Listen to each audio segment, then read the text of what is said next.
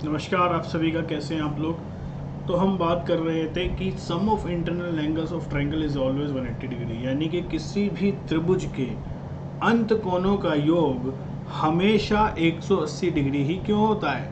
क्यों नहीं वो 200 हो जाता है, क्यों नहीं वो 250 हो जाता है, क्यों नहीं वो 150 रह जाता है।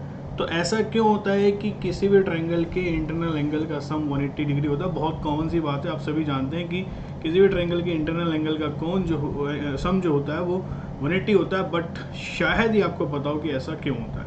आइए इसके बारे में जानते हैं। देखिए ध्यान से समझिएगा।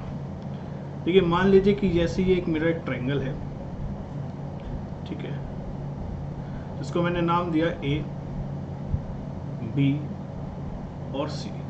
ठीक है, ये इसके इंटरनल एंगल है जिसे मैंने नाम दे दिया 1, ठीक है, ये 2, ओके, और ये मेरा 3।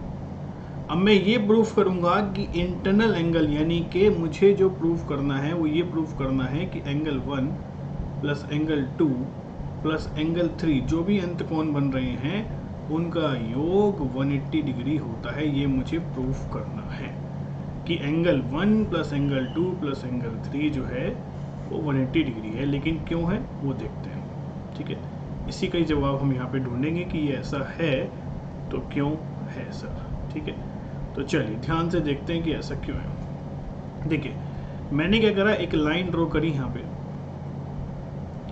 Through D.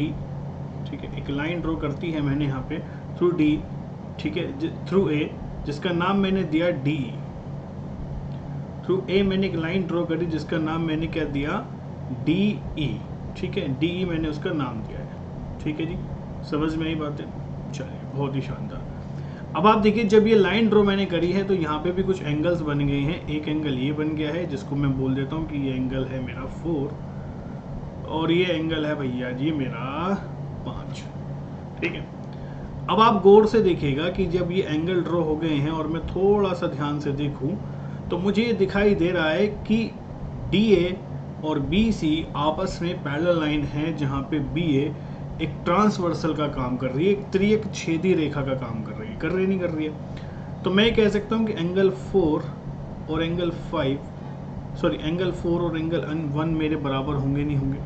क्यों? क्योंकि ये ऑल्टरनेट इंटीरियर एंगल्स हैं। ध्यान से देखिएगा, क्या मैं ये कह सकता हूँ, नहीं कह सकता हूँ कि एंगल 4 और एंगल 1 जो हैं वो मेरे बराबर होंगे क्योंकि ऑल्टरनेट इंटीरियर एंगल्स हैं, पहली चीज़।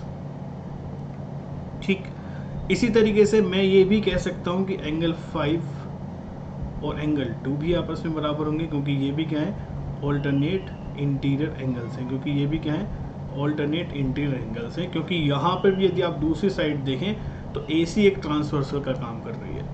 और यदि मैं इन दोनों को ऐड कर दूँ तो एंगल 4 प्लस एंगल 5 जो हो जाएगा वो एंगल 1 प्लस एंगल 2 के बराबर होगा नहीं होगा? होगा ना।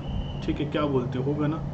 क्लियर है बात, इतनी बात समझ में आ रही है। ठीक, अब यदि मैंने दोनों तरफ एंगल 3 ऐड कर दिया, इधर भी एंगल 3 ऐड कर दिया और इधर भी एंगल 3 ऐड कर दिया तो ये इस तरीके का हो जाएगा।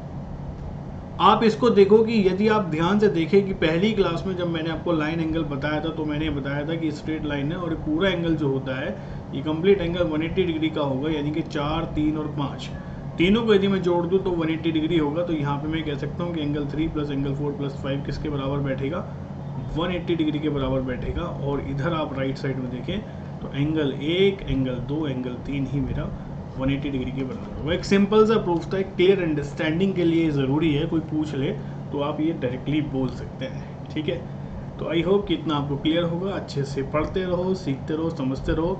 और चैनल को यदि आपने अभी तक सब्सक्राइब और शेयर नहीं करा है तो please do subscribe and share this video.